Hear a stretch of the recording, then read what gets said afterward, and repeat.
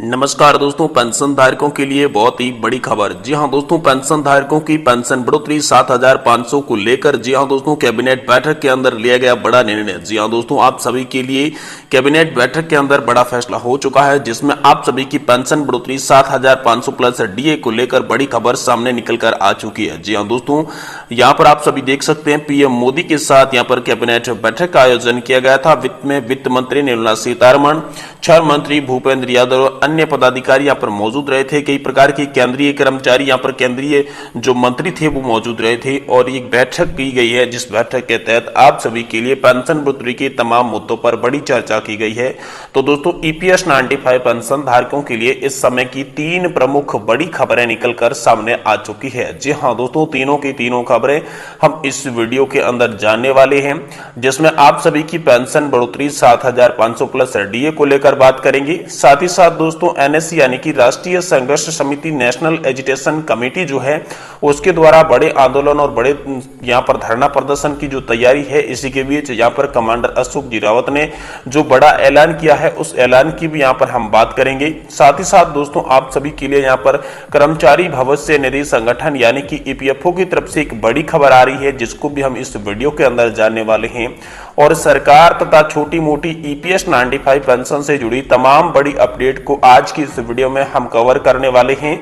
इसलिए अगर आप ईपीएस 95 पेंशन धारक है तो कृपया आपसे निवेदन है कि इस वीडियो को आप लास्ट तक देखें, तभी आपको पूरी जानकारी मालूम चल पाएगी। आपको पूरा पता चलेगा कि आखिर में ईपीएस 95 पेंशन धारकों के लिए क्या बड़ा यहाँ पर आदेश आ चुका है, क्या बड़ी यहाँ पर पेंशन को लेकर खुशखबरी आई है। तो दोस्तों सबसे पहले हम जानेंगे कि आखिर में आप सभी के लिए पेंशन का भेदभाव कैसे खत्म हो चुका है और पेंशन को लेकर बैंकों को आज क्या नया आदेश दिया गया है।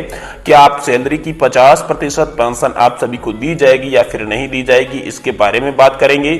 साथ ही साथ इसके बाद हम बात करेंगे नेशनल एजिटेशन कमेटी के द्वारा किए गए बड़े आंदोलन और बड़े ऐलान के बारे में, जिसके अंदर कमांडर अशोक जी रावत ने यहाँ पर पहले ही आश्वासन दे दिया था, पहले ही आह्वान कर दिया था कि आप सभी के लिए बड़ा आंदोलन किया जाएगा पेंशन बढ़ोतरी को लेकर। इसके बारे में भी बात करेंगे।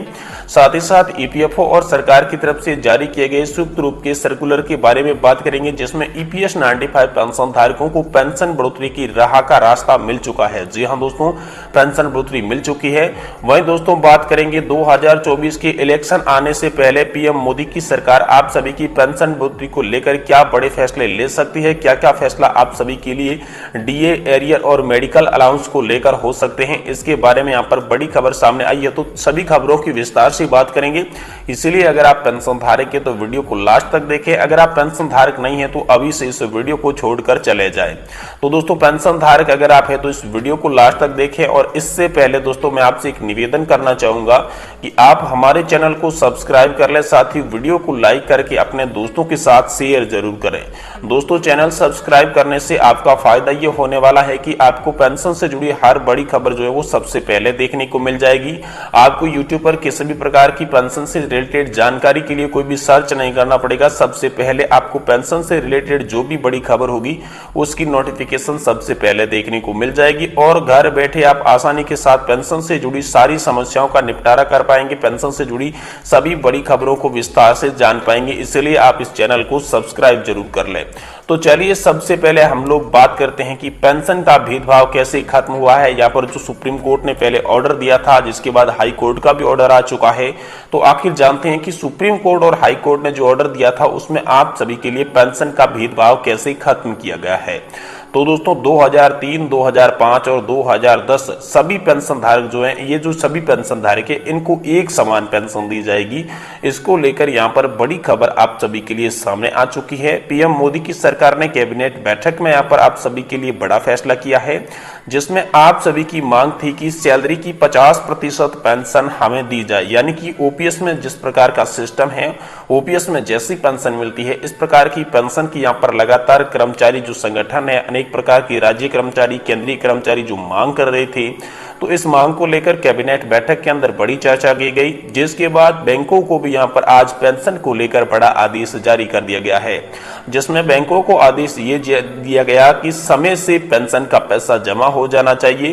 पहले कर्मचारियों को जो महीने का पहला वर्किंग डे होता था उसके आधार पर यहाँ पर पेंशन प्रोवाइड करवाई जाती थी, लेकिन अब नए निर्देश के तहत पेंशन धारकों के लिए पेंशन जो है वो आखिरी वर्किंग डे पर यानी कि महीना खत्म होने से पहले पहले आप सभी के खाते में यहाँ पर पेंशन जमा कर दी जाएगी। इस प्रकार का आदेश यहाँ पर केंद्र की मोदी सरकार की कैबिनेट बैठक में जारी किया गया और बैंकों को आज नए निर्देश भी मिल चुके हैं। साथ ही दोस्तों आपकी मांग थी कि 50% जो पेंशन दी जाए, इसको लेकर भी बड़ी खबर आ रही है।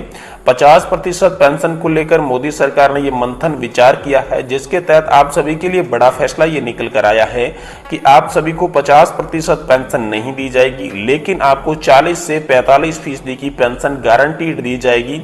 इसके लिए यहाँ पर सहमति बन चुकी है। 40 से 45% पेंशन को लेकर यहाँ पर केंद्र सरकार पिछले लंबे समय से एक्टिव है और पेंशन धारकों को आश्वासन दे रही थी कि आप सभी को 40 से 45% की पेंशन जरूर मिलेगी, लेकिन उसके लिए आपको थोड़ा वेट करना होगा।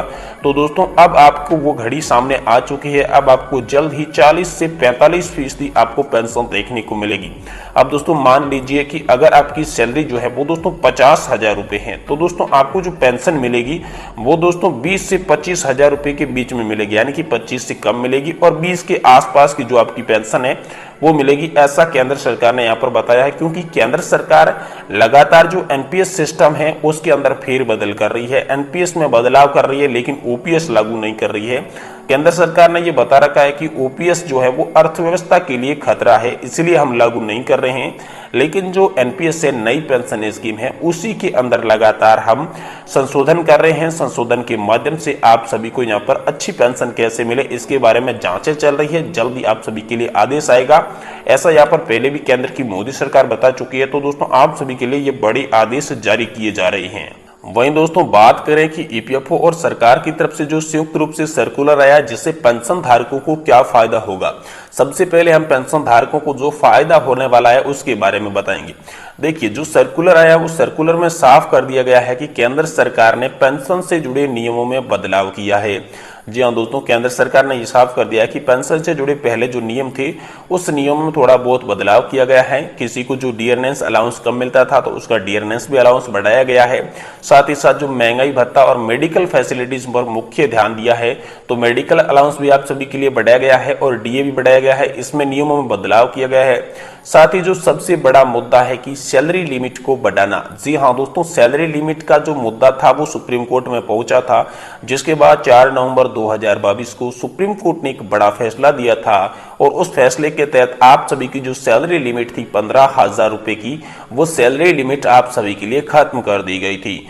तो उस सैलरी लिमिट को लेकर एक बड़ा फैसला आप सभी के लिए सामने आया है कि अब आपको एक्चुअल बेसिक सैलरी लिमिट के आधार पर पेंशन दी जाएगी, क्योंकि 4 नवंबर 2022 को यहां पर सरकार ने खत्म किया था, लेकिन अभी दोस्तों 10 महीने हो चुके हैं, लेकिन किसी को भी जो खत्म होने वाली पेंशन की सीमा है उसके आधार पर पेंशन नहीं मिल रही है। लगातार कर्मचारियों की यही मांग थी कि जो आपने सैलरी की लिमिट तो खत्म कर दी लेकिन पेंशन नहीं मिल रही उस आधार पर। तो इसको लेकर कैबिनेट बैठक के अंदर बड़ी चर्चा की गई, जिसके बाद यह नियम निकाला गया कि जल्द से जल्द आपको 2024 से पहले यहाँ पर जो एक्चुअल बेसिक सैलरी थी 15,000 रुपए की, उसे हटा दिया गया था। तो अब जो आपकी जो सैलरी है, जितनी भी सैलरी है आपकी, मान लीजिए 10,000, 20,000, 25,000, 30,000, चाहे कितनी भी सैलरी हो, तो उसी सैलरी के आधार पर आपको कंट्रीब्यूशन देना होगा और उसी कंट्रीब्यूशन के आधार पर आपको पेंशन मिलेगी। यानी कि अब आपकी कोई भी लिमिट नहीं है जिस लिमिट के आधार पर आप कंट्रीब्यूशन कर पाए आपको अधिकतम इतनी पेंशन मिलेगी। ये आपकी लिमिट जो थी वो सुप्रीम कोर्ट ने खत्म कर दी थी, लेकिन अभी तक जो लिमिट की सीमा थी वो लागू नहीं हुई थी। तो इसे लागू करने को लेकर कैबिनेट बैठक के अंदर बड़ी चर्चा की गई, जिसके बाद ये नतीजा निकाला गया कि आपको जनवरी 2024 से पहले आप सभी को जो एक्चुअल में आपकी सैलरी है उसके आधार पर पेंशन का वितरण कर दिया जाएगा। वहीं दोस्तों कर्मचारी भविष्य निधि संगठन के जो हर खाता धारक है उसकी जो सैलरी का हिस्सा जो पीएफ में जमा होता है उस पर ब्याज भी सरकार बना के देगी। आप सभी को जो ब्याज दर है वो भी बढ़ाएगी, क्योंकि पीएफ पर मिलने वाली ब्याज की दर काफी कम है। एक बार फिर से ब्याज दरों में बढ़ोतरी को लेकर बड़ा फैसला होने वाला है और आने वाली सीबीटी की बैठक में आप सभी के लिए बड़ा निर्णय लिया जाएगा। जी हाँ दोस्तों, सेंट्रल बोर्ड ऑफ ट्रस्टीज की जो मीटिंग होने वाली है वो दोस्तों लगता है इसी माह में होने वाली है। अगर इसी माह में नहीं हुई तो आगामी माह में होने वाली है, लेकिन सेंट्रल बोर्ड ऑफ ट्रस्टीज की मीटिंग के अंदर आप सभी के लिए बड़ा फैसला लिया जाएगा। सेंट्रल बोर्ड ऑफ ट्रस्टी यानी कि जो सीबीटी है वो श्रम मंत्रालय के अंडर में आता है, श्रम मंत्री के अंडर में आता है। तो श्रम मंत्री भूपेंद्र यादव ने यहां पर ऐलान किया था कि ये सीबीटी ब्याज दरों पर फैसला करेगी और आपके पेंशन का वितरण किस तरीके से किया जाएगा ये जल्द से जल्द आप